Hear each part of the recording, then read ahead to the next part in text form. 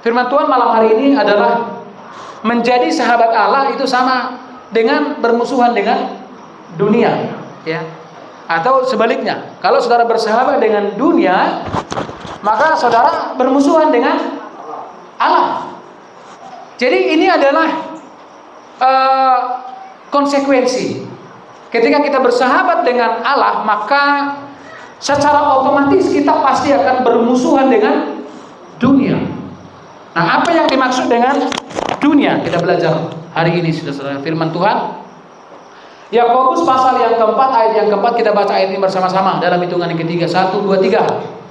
Hai kamu orang-orang yang tidak setia, tidakkah kamu tahu bahwa persahabatan dengan dunia adalah permusuhan dengan Allah?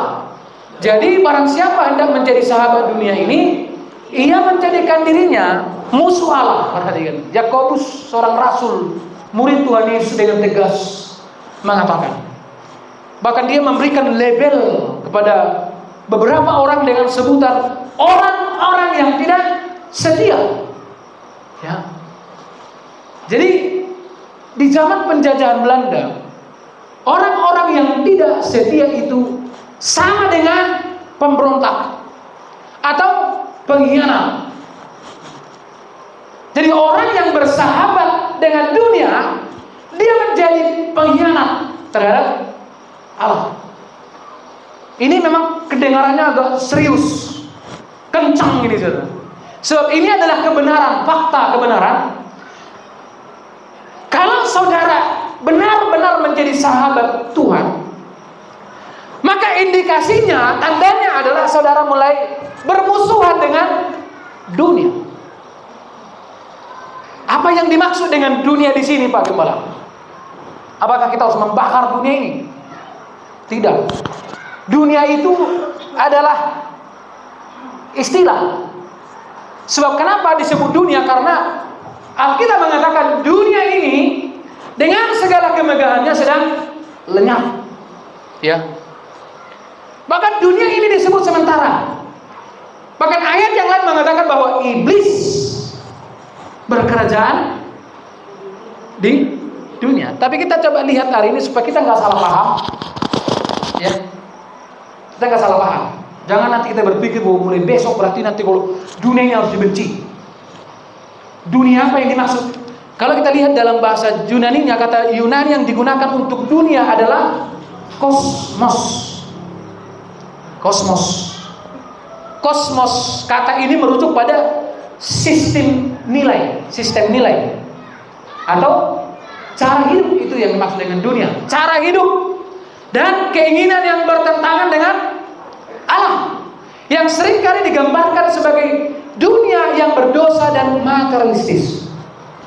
Yakobus menggunakan kata ini untuk menekankan bahwa persahabatan dengan dunia berarti permusuhan dengan Allah. Berarti yang dimaksud dengan dunia di sini adalah nilai-nilainya. Saya sudah pernah menyampaikan khotbah beberapa minggu yang lalu tentang keadaan manusia di akhir zaman, yang disebut dengan danger times, ya. Masa-masa yang berbahaya. Kenapa masa-masa ini berbahaya? Itu diakibatkan oleh ulah manusia itu sendiri. Ya. Tadi pagi itu kami bincang-bincang itu. Bagaimana? Apakah ada yang bisa mencegah dunia ini kiamat? Nggak ada yang bisa mencegah itu. Kalau perang dunia ketiga adalah, katakan, perang dunia ketiga itu menjadi kiamat, maka nggak ada yang bisa mencegah itu. Saya tadi bilang sama si Dion, nggak ada yang bisa menjadi sok pahlawan di dunia ini. Kalau ada seorang yang mengatakan, oh saya akan membuat dunia ini menjadi lebih indah, saya akan membuat dunia ini menjadi abadi, maka dipastikan itu adalah iblis. Dipastikan itu adalah iblis.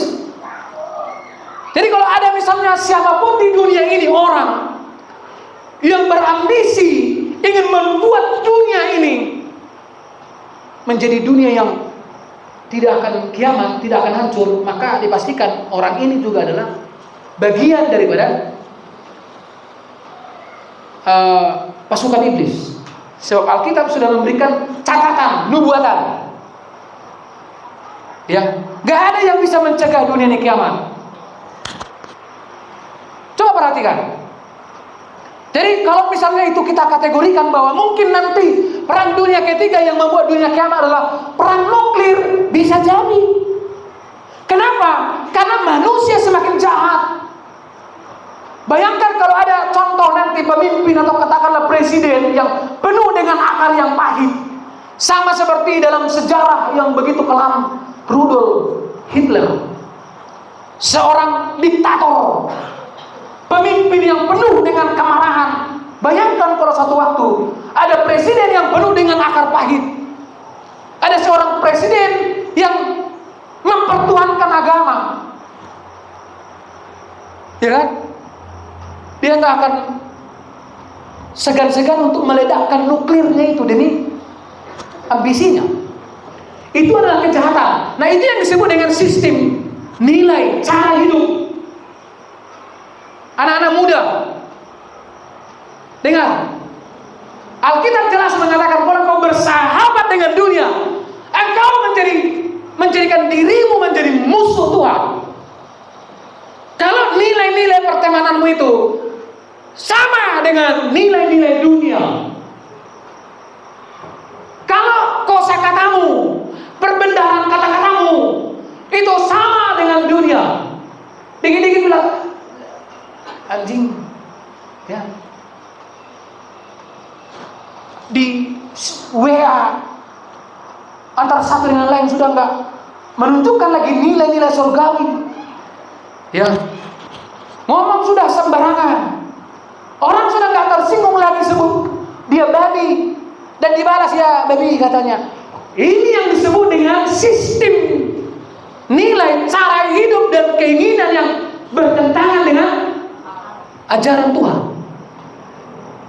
Itu disebut dengan dunia yang berbeda. Jadi kalau nilai hidup kita sama dengan nilai-nilai dunia ini, maka kita menjadikan diri kita menjadi musuh Allah. Ya, anak-anak sekolah, kamu harus perhatikan, mengkritisi betul. Ya, tidak boleh sama nilainya. Alkitab mengajarkan kita tentang bahasa.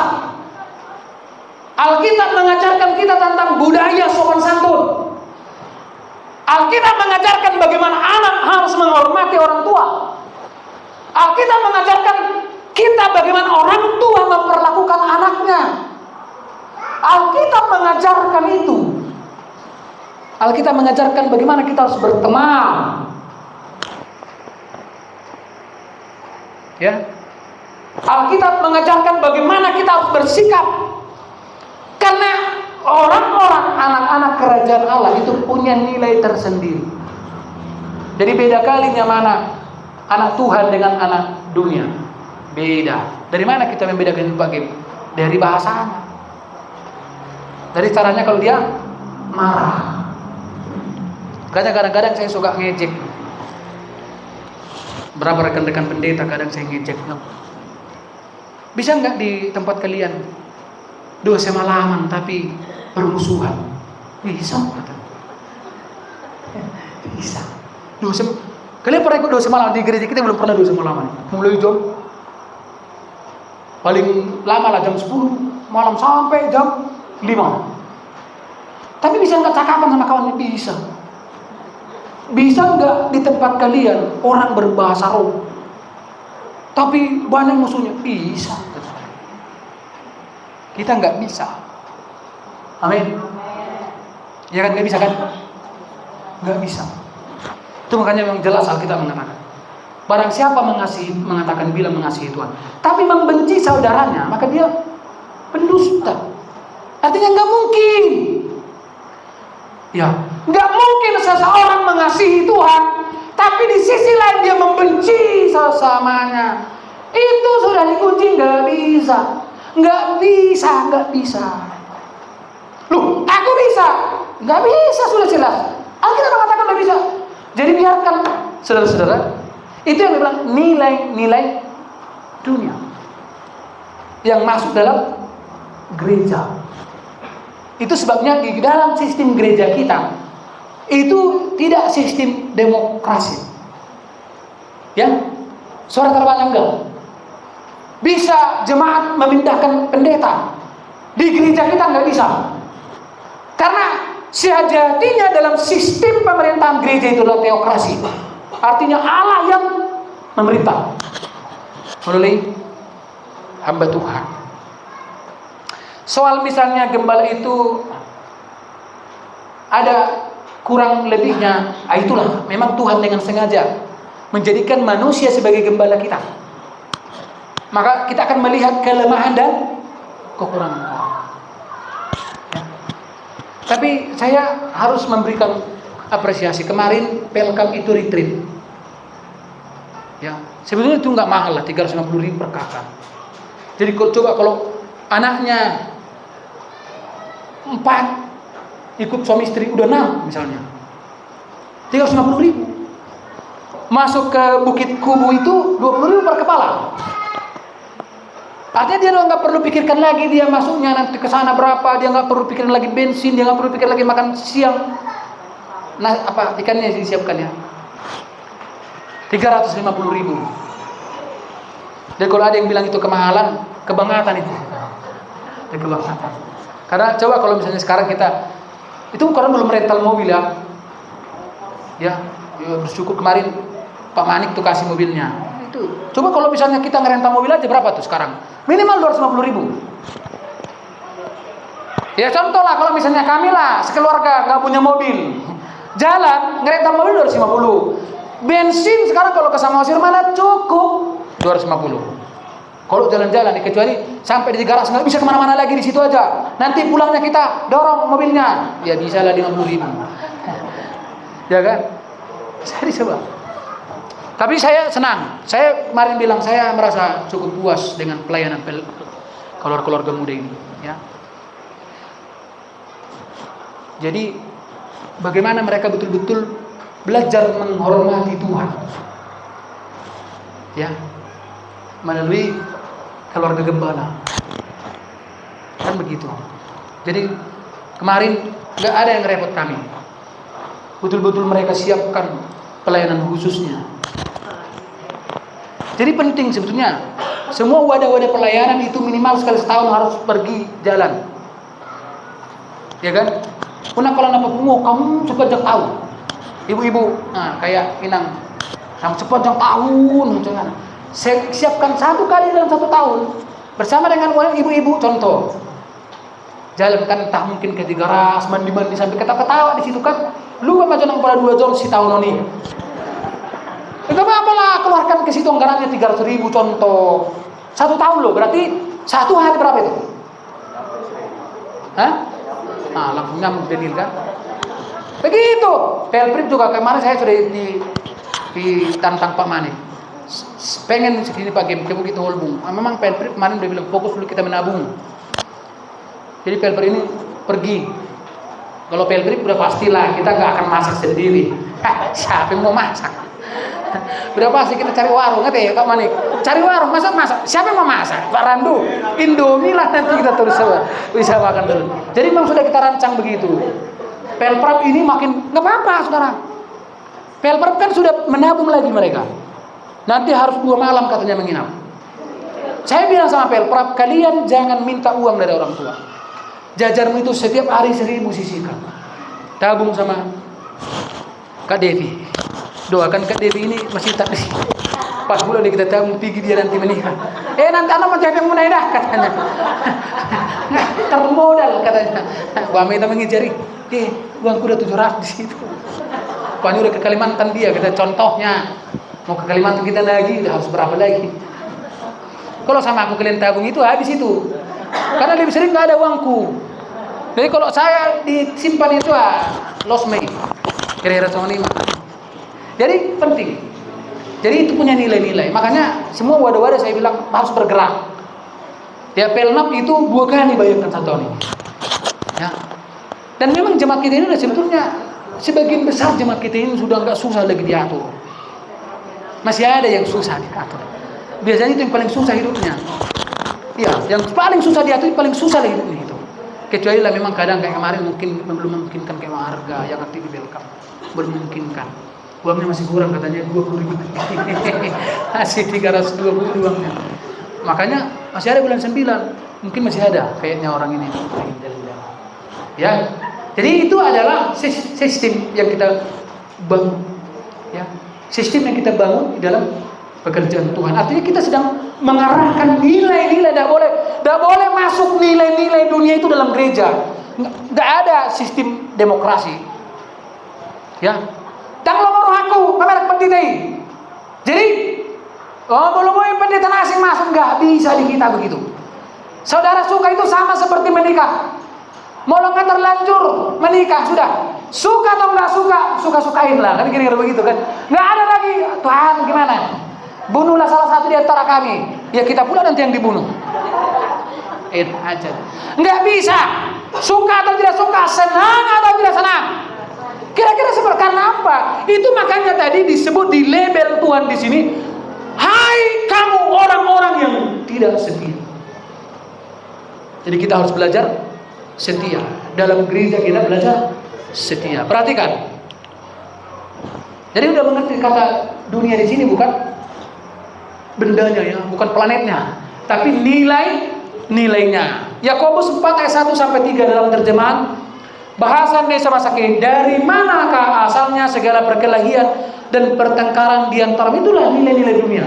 Lihat. Bukankah itu berasal dari keinginanmu yang terus saja berperang dalam dirimu untuk mendapatkan kesenangan dunia? Kesenangan dunia. Apa itu kesenangan dunia? Udah paham lihat ya?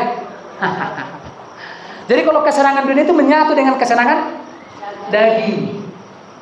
Ya nggak apa-apa, berarti pagi makanya jangan retreat lah, karena kan kesenangan dunia itu, ya itu nggak termasuk kan. Saya bisa bayangkan kalau seandainya nanti retreat, terus nginap di hotel La Bersa di Samosir itu, view-nya Danau Toba, 2 malam. Terus pastilah nanti istri-istri pasti itu suka nelpon itu. Udah di mana kalian? Pulanglah kalian, enak kali kalian. Nah itu pastilah itu yang bikin masalah. Kalau ada nanti ibu yang begitu suruh pulang. Contoh lagi senang-senang jalan-jalan, udah di dalam gereja, pulanglah atau enggak usah kau ikut katanya memang. Bilang aja kalau kau mau susah-susahlah kau sendiri. Jangan kau ajak kami ikut susah. Ya kan? Kalau bapak-bapak pastilah nggak ada yang kalau pelok nanti nggak ada yang nelpon itu pasti. Kecuali memang dia pergi nggak ditinggalkan apa kunci rumah, dibawa aja kunci ya pasti suka telepon. Bagaimana ini? Ya kan? Bapak nanti 2 malam ya. Lihat nanti ibu yang gelisah di rumah. Tapi kadang-kadang mengerti aja, makanya harus dipersiapkan. Bukankah itu berasal dari keinginanmu yang terus saja berperang di dalam dirimu untuk mendapatkan kesenangan dunia?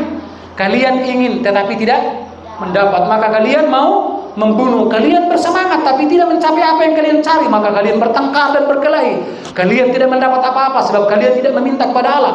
Dan kalaupun kalian sudah memintanya, kalian toh tidak mendapatnya sebab tujuan permintaanmu salah. Apa yang kalian minta adalah untuk kesenangan diri. Inilah kesenangan dunia itu, saudara. Jadi seseorang yang fokus dengan kesenangan dirinya sendiri, maka itulah bersahabat dengan dunia. Dan itulah musuh. Kalau begitu Pak Gem, bisanya berarti orang di gereja ini musuh bisa. Coba ada dia kiri kanan. Lihat aja kiri kanan. Yang suka membela dirinya, yang selalu memprioritaskan kesenangannya sendiri, ya itulah musuhnya. Ngeri kan? Ngeri. Maka kalau kebenaran diungkapkan nggak semua orang senang, tapi semua kita senang. Amin. Ada yang nggak senang? Nah, lagi lihat di kiri kanan. Ada nggak yang senang bukan dia? Udah mulai mengatakan, nggak apa-apa. Bilang begini di sampingmu, nggak tahu bilang. Nah, semua kecintaan terhadap dunia melalui hawa nafsu adalah ukuran kesombongan. Jadi kalau saudara ingin mengukur seberapa sombongnya saudara, bisa, gampang sekali. Kan pasti semua di sini kita akan mengklaim diri kita nggak sombong, betul nggak? Dia bilang begini, bagaimana apa yang mau aku sombongkan katanya? Karena dia berpikir secara untuk sombong itu harus punya 5 alfa, baju-baju yang branded, ya kan? Jadi bukan bilang begini, tahu nggak? Pak itu orang tuanya kawan si Quincy dulu. Saya lihat lagi di Facebooknya udah bangun rumah lagi bertingkat. Ini rumah yang kelima atau ketiga atau berapa? Udah kena aku hitung-hitung. Mereka baru ganti mobil, ya kan? Anak boleh. Karena kadang-kadang kita berpikir syarat untuk sombong harus punya sesuatu kan?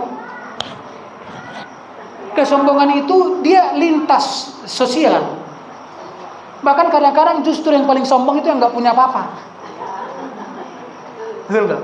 Orang kaya sekarang coba yang diberikannya membantu orang. Orang dalam tanda orang miskin yang di otaknya apa? Bagaimana supaya menjadi kaya? Orang kaya sekarang membuat. Makanya tadi saya bilang tuh sama si Dion, ya, kamu harus punya mimpi yang besar, bukan untuk menyelamatkan dunia, ya. Makanya sekarang coba toko-toko superhero, Kapten Amerika, Kapten Siantar misalnya, itu semua adalah fiksi. Itu sebetulnya satu sisi adalah semacam kayak memberikan pengharapan kepada manusia bahwa akan ada orang yang datang. Alkitab sudah menubuatkan cuma ada 2 oknum yang datang untuk menyelamatkan dunia. Yang satu seolah-olah mau menyelamatkan, siapa itu? Antikristus. Yang satu bukan menyelamatkan dunia, menyelamatkan kita. Tuhan gak peduli dengan dunia, ya kan? Nanti dibawa si Daniel, udah mau hancurnya terserah kau. Kira-kira begitu. Kalau Antikristus tidak, dia ingin membangun pemerintahannya, tahtanya, markasnya, kerajaannya di dunia. Karena dia nggak punya yang lain lagi. Dia nggak punya yang lain. Kenapa dia nggak punya yang lain? Karena iblis tahu kehidupan hanya ada di bumi. Dan miliaran planet yang lain, iblis tahu itu akan dihancurkan. Jadi iblis itu pun itu dia namanya kan. Itu dia namanya. Tu dia nama Allah nadangulo. Ini nama tonggol lagu ni si bulu so. Semakin benci mana dia kesana nanti.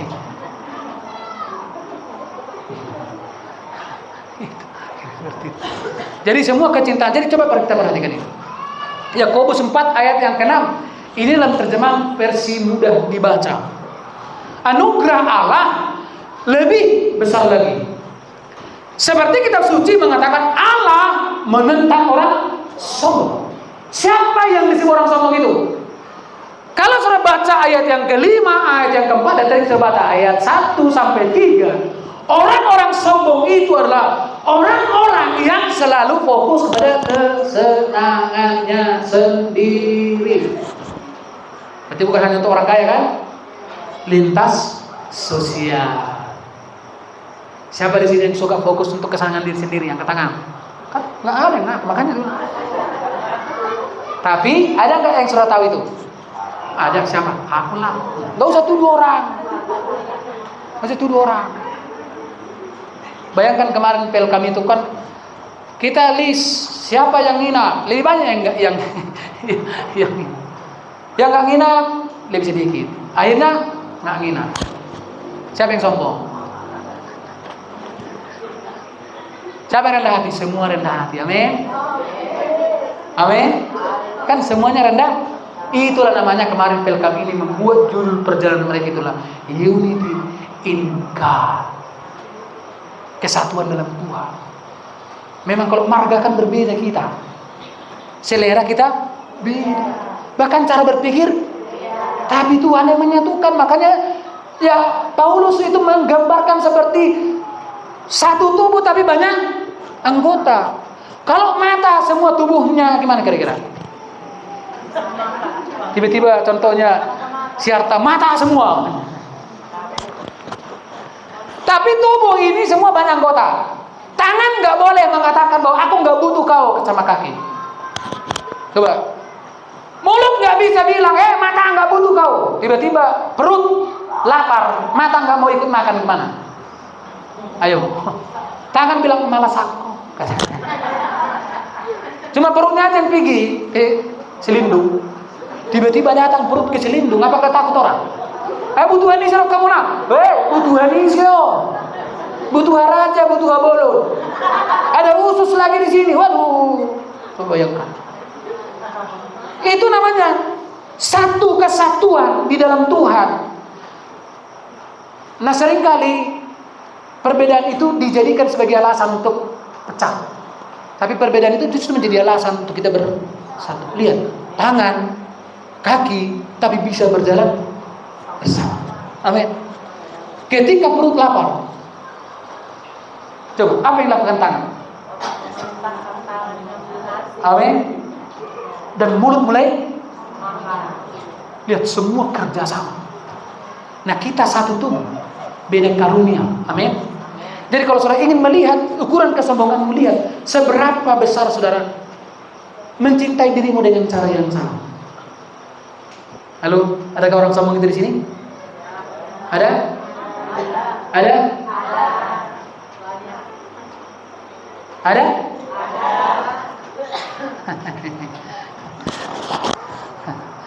Ada? Jangan tuduh yang lain. Itu yang paling sombong. Ya, itulah kita. Haleluya. Jadi contoh, begitu bangun pagi-pagi, walaupun kita capek, nggak berdoa, itu juga kesombongan. Kesombongan. Dan kesombongan ini menjadi salah satu kejahatan yang paling dibenci oleh Tuhan. Itu makanya orang sombong itu udah hancur sebelum kehancuran mendahului, kesombongan mendahului kehancuran. Ngeri itu loh. Bayangkan, belum sombong sudah, belum ditunjukkan udah meleleh duluan. Jadi saudara, sekali lagi ini kan yang paling efektif mengukur. Sekali lagi, semua kecintaan terhadap dunia melalui hawa nafsu adalah ukuran. Masih semakin saudara masih cinta, masih dikendalikan hawa nafsu, itu adalah ukuran kesombongan. Itu makanya Alkitab mengatakan kita mengendalikan hawa nafsu. Siapa yang mengendalikan hawa nafsu? Tuhan atau kita? Kita. Melalui kekuatan apa? Roh Kudus dan firman. Makanya digambarkan itu seperti, kalau dalam terminologi kita sebagai GPDI, itu gambaran, itu digambarkan seperti sepasang sayap burung nasar. Itu alat kita untuk terbang. Firman dan Roh Kudus. Firman dan Roh Kudus. Itu makanya Paulus menulis kepada jemaat di Tesalonika, ada dua oknum ini nanti yang akan diangkat sebelum Antikristus menyatakan diri. Yang pertama apa? Roh Kudus dan menyatu dan gereja disingkirkan dulu. Nah itu, kalau disingkirkan ini kembali nantilah kita bahas. Jadi disingkirkan itu sekali lagi dengar ya,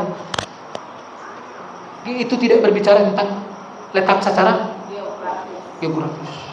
Tiba-tiba pas di kawah Gunung Sinabung kita disingkirkan, salah pula nanti Roh Kudus. Ya kan? Yang pasti jauh dari mata ular, di mana Tuhan ada, nggak bisa itu dijangkau ular. Di goa singa, selama Tuhan ada di sana, rabun singanya. Bayangkan di dapur api, selama Tuhan di sana, apinya pun malu. Malu-malu apinya. Bayangkan, api itu apa rasanya? Tapi begitu Tuhan ada di sana, dia berubah jadi di neraka pun kalau Tuhan ada di sana apa? Sejuk seperti di Bukit Kubu itu. Kemarin nggak ada lagi bapak-bapak ini yang mau pergi kan? Wah sudah jam 5 sore, aduh enak kali lah, golek-golek dari situ. Ayo, kata pengurusin lagi, aduh order mulai mernibi bah. Ayo somahami, aku malau. Allah memberikan rohnya kepada kita untuk kepentingannya sendiri. Itu makanya dengar, di dalam diri kita ini kan ada yang berteriak. Itu dia, kalau kita sombong ada yang cemburu. Coba lihat ini, Yakobus 4 ayat 5, itu dalam terjemahan versi mudah dibaca. Apakah kamu kira kitab suci tidak ada artinya? Kitab suci mengatakan roh yang disuruh Allah tinggal di dalam diri kita. Jadi kalau saudara mengutamakan kepentinganmu, coba ada yang cemburu. Siapa yang cemburu? Roh yang disuruh Allah, ditempatkan Allah di dalam dirimu sekarang, dengan cemburu menginginkan kita untuk dirinya, bukan diriku. Tapi nya di sini huruf besar. Kalau ini berubah menjadi huruf kecil atau huruf diriku diganti ini di sini, siapa yang cemburu? Siapa yang cemburu? Roh Kudus cemburu. Jadi kalau kepentinganmu adalah untuk dirimu sendiri, Roh Kudus cemburu. Itulah ukuran dari kesombongan. Itu makanya orang sombong tidak akan mungkin dipakai Roh Kudus. Bilang kiri kanan. Orang sombong gak akan mungkin dipakai Roh Kudus. Malah sebaliknya bilang. Orang sombong lah yang memakai Roh Kudus bilang. Roh Kudusnya gak akan mau. Urapan Roh Kudus gak akan nampak pada orang sombong.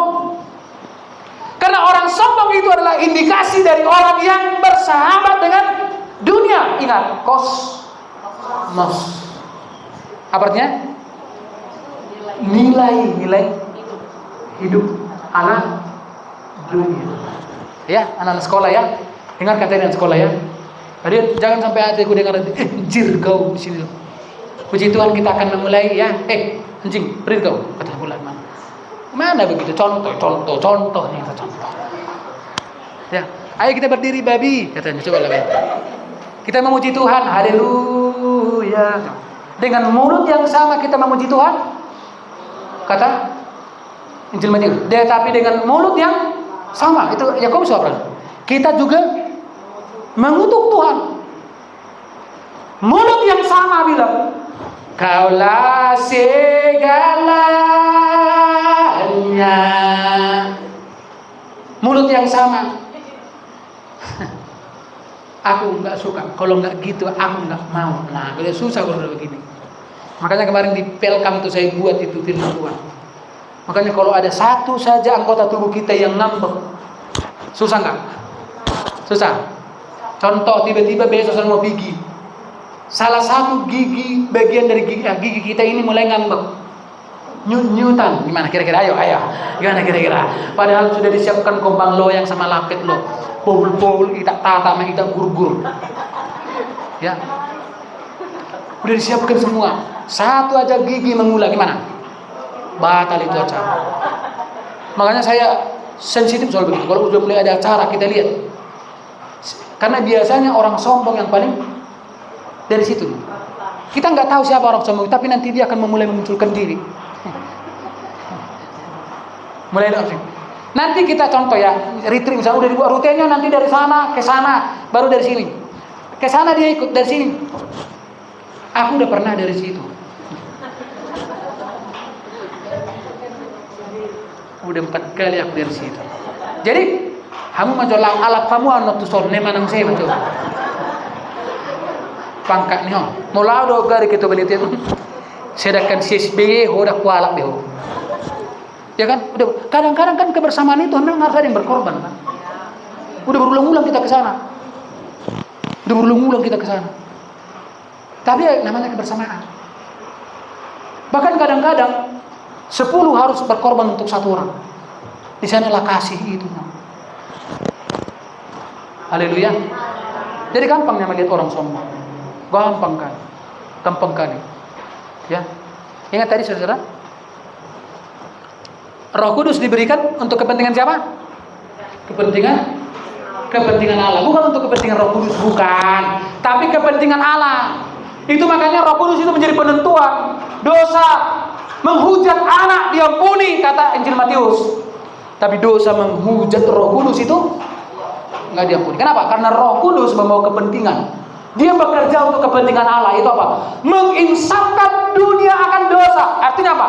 Roh Kudus. Makanya saya suka itu. Tadi saya bincang-bincang sama anakku si Jody ini. Pada akhirnya kita dengar.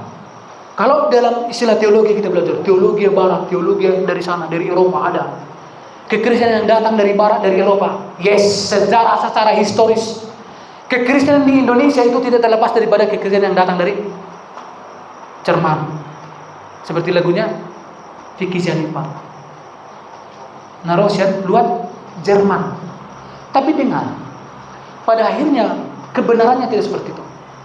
menjadi orang Kristen itu adalah inisiatif Roh Kudus. Itu hebatnya.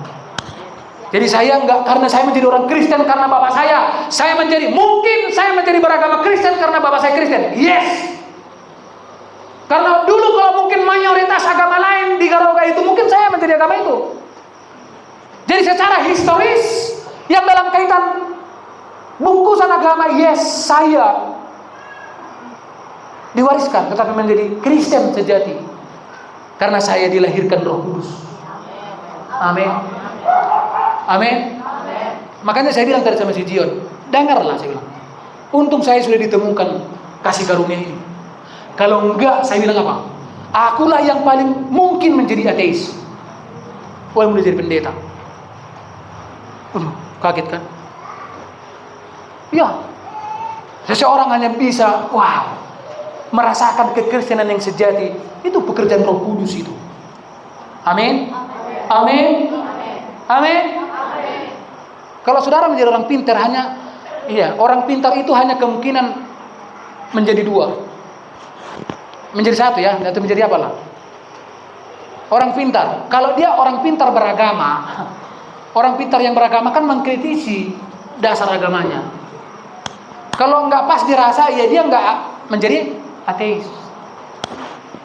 Yang kelihatannya aja dia beragama, tapi sesungguhnya dia itu memang nggak banyak begitu sekarang. Itu namanya sinkritisme. Itu dia percaya semua. Merdeka itu percaya teman. Baik. Alai contoh. Ini yang berminggu ini. Contoh ini yang berminggu. Kami Kristen kami. Tapi merdeka itu namanya sinkritisme. Coba di satu sisi dia percaya Tuhan, di sisi lain nggak percaya. Apa bedanya? Nah ini adalah orang-orang bodoh. Orang pintar nggak mau dualisme. Double standar nggak mau. Coba lihat orang pintar kalau mau investasi, dia nggak mau yang ribet-ribet. Dia logis saja. Jadi begini, nanti begini bagaimana? Kalau begini bagaimana? Ya, satu kali ada seorang di sini, seseorang lah, bukan dari jemaat sini. Seseorang minta pendapat, dia pengen ikut bisnis begini. Terus saya mulai kritik, nanti begini loh.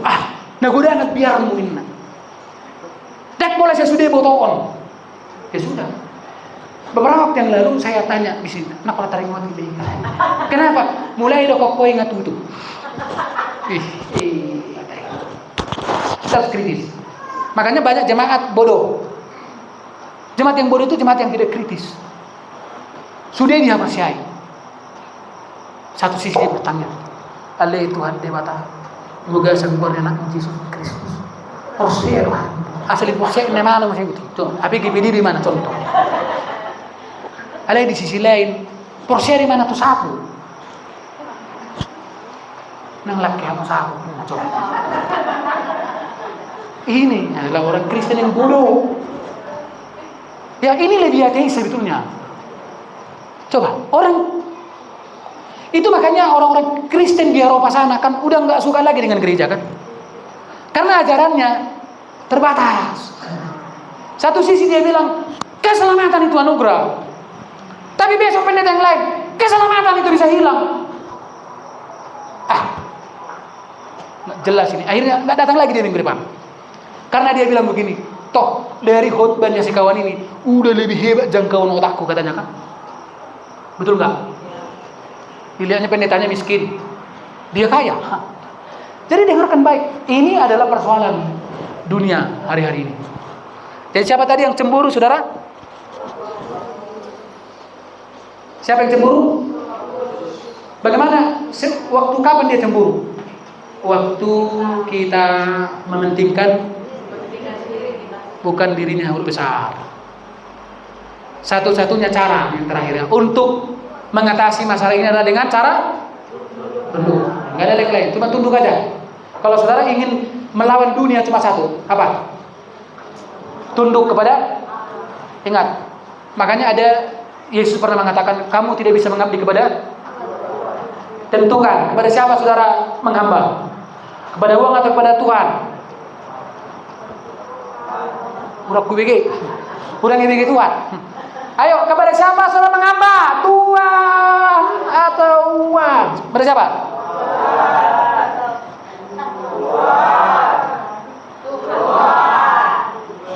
Tuhan ini huruf besar atau huruf kecil?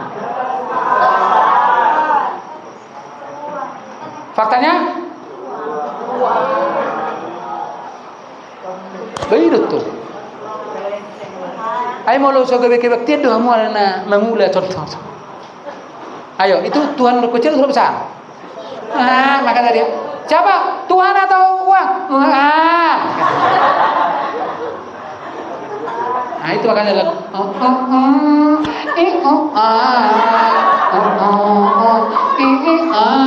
makanya ada begitu. Tuhan pun kalau ngomong gitu nggak jelas. Jelas nggak? Makanya kalau ngomong jelas. Tuhan atau uang? Tuhan. Siapa? Tuhan. Apa? Tuhan dan uang. Jahat uang ini loh. Makanya uang itu harus jadi hamba kita. Amin. Amin. Jangan kita menjadi hamba uang. Uang hepengi mata perhatuan. Makanya kita mengatur. Retreat. Kan gitu kan kemarin kan? Dan bagi mengatur kami nanti sini bebas tuh dua. Bisa lah mau sini tuh kadang nang pan sadar bagi mengatur iba kan? Sapi songgahan namanya. Melek kamu cumangan. Anak ini barang mangan, melek kamu cumangan soalnya ngotu dek denang. Hulam mangan dulu nih ngono coba. Mulu bagi kau tuh hari mengajar dari mulamu nggak bisa hari usah dari. Coba lihat. Itu membuktikan, makanya itu cara kita untuk membuktikan, kau jangan kendalikan saya, aku yang mengendalikan kau. Begitu, haleluya. Coba lihat, Mama Sireno itu tuh tiap hari ke ladang. Kalau kita ajak nanti ke sama Sir, kamu majalah. Kendalikan semuanya, amin. Amin. Peluap ini kan kemarin tuh Bumayar, kami tahun ini nggak ada rencana jalan, udah langsung 1 tahun loh, berapa hari 1 tahun itu. Tuhan bilang oke, langsung di checklist mereka. Nggak aku siapkan uang jalan-jalan kalian langsung gitu kan? Nggak bisa lagi jawab ibu ketua. Ya Pak, menyesalah katanya. Kan langsung gitu kemarin dibilang. Yang karena aku bilang ini harus ada. Ya adalah katanya itu nggak tahu kapan itu. Mungkin nanti orang ini tanggal 23 Desember. Ujung-ujungnya macet lo pakai di mana lah kita? Selempuyang lah kita. Pergi ke Selempuyang rame pulang nggak jadi. Bubar. Itu penting itu sudah. Kadang-kadang memang begitu, kadang cara Tuhan untuk memutar kepala kita, masakko, enggak sudi mengendalikan kotong, tangguh mengendalikan, nah kan kira-kira begitu kan, baru lah kira-kira. Oh, dia memang begitu kita sugut, saya bisa nonton sana, gan-gan nonton sana pokta. Saya bisa nonton sana, saya bisa nonton so. Puji Tuhan, nemana musim. Baca 1, 2, 3. Sebab itu tunduklah kepadanya, lawanlah iblis maka dia akan lari dari kamu. Tunduk kepada siapa? Jadi besok pagi-pagi tunduk kepada siapa? Lebih tunduklah kepada Tuhan daripada keadaanmu. Amin. Keadaanmu bisa lebih besar dari Tuhan? Bisa nggak lebih besar? Sering pakai. Tapi mungkinkah keadaanmu masalahmu lebih besar dari Tuhan? Makanya sering-sering nyanyikan masalah hidupku tak melebihi kekuatanmu. Yesus lebih besar dari segalanya. Amin. Kalau kita ke kampung mendengar lagu itu kan yang akan kan. Yesus lebih besar dari segala-galanya. Amin. Termasuklah dari masalah kita. Dia lebih besar, makanya lebih tunduklah kepada sana. Amin. Kalau seorang nggak tunduk kepada Tuhan, seorang nggak diuntungkan.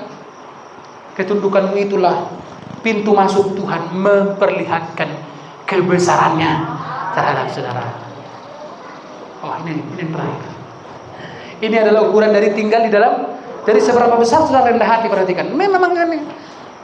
Lihat, Yohanes 15, 18, 20. Ini ukuran dari Apa ukurannya Pak Gembala seseorang yang tinggal dalam Tuhan? Ada ukurannya. Menurut Alkitab, jikalau dunia membenci kamu, ingatlah bahwa ia telah lebih dahulu membenci aku daripada kamu. Sekiranya kamu dari dunia, ini alasannya. Coba perhatikan ke depan. Ini tadi yang harus kita nggak boleh bersahabat dengan dunia. Sekiranya kamu dari dunia, tentulah dunia mengasihi kamu sebagai miliknya. Makanya kita ini di sini diskriminasi. Wajib itu, saudara. Tetapi karena kamu bukan dari dunia, melainkan aku telah memilih kamu dari dunia, sebab itulah dunia membenci kamu. Ya kan? Dunia di sini tadi apa? Apa lagi? Ingatlah apa yang telah kukatakan kepadamu, seorang hamba tidak lebih tinggi daripada tuannya. Jikalau mereka telah menganiaya aku, nah, halo, yang menghindari aniaya. Udah mulai dianiaya enggak? Banyak cara Tuhan. Itu makanya jalan penderitaan. Enggak mungkin kalau Anda tinggal dalam Tuhan pasti menderita. Aniaya, persekusi. Mereka juga akan menganiaya kamu. Jikalau mereka telah menuruti firman-Ku, mereka juga akan menuruti. Dengarkan baik-baik. Kita enggak lebih tinggi dari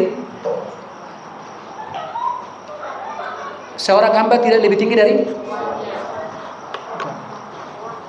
Nilai-nilai apa yang dibenci oleh dunia pada Kristus sampai dia harus seripkan? Jangan dulu kita. Orang baik di negara ini aja dipersekusi nggak? Coba lihat si KDM itu, Kang Deddy, Gubernur Jawa. Coba lihat, dari segala sudut ingin dijatuhkan. Waktu dia membuat efisiensi anggaran, termasuk anggaran anggota dewan, banyak orang nggak suka dengan KDM. Nah, biasanya orang yang nggak suka dengan orang yang baik itu siapa? Orang jahat. Orang jahat. Anda orang baik? Ada nggak yang nggak suka dengan Anda? Siapa yang paling nggak suka dengan orang baik? Orang jahat. Anda orang jahat atau orang baik? Ya, lihat hari ini lah Pak Gem. Kadang saya baik, kadang sama tadi pertanyaan Pak Gem itu. Anda mengabdi kepada siapa? Tuhan atau uang? Tuang. Haleluya. Makanya kemarin saya bilang sambil kami ini, ada waktunya, ada waktu mengumpulkan, ada waktu membuang. Amin. Amin. Emang betullah sekali setahun di bawah kan, yang kadang-kadang kalau habisnya berangkat sendiri bisa, tapi budgetnya lebih besar. Ini kan berat sama dipikul, ringan dijinjing. Kan nasabil mamor saat kita kan, ya kan? Siat 355 itu orang masa ini jaga. Siat 355 digana tusan. Akhirnya 350 efektif lah.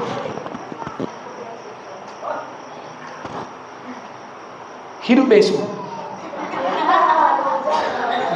Kemarin tuh Pak Randu bilang, Dewi lo jadi besok nih. Yang belum cair berarti belum kebutuhannya. Dan jangan berharap ke sana lah. Puji Tuhan.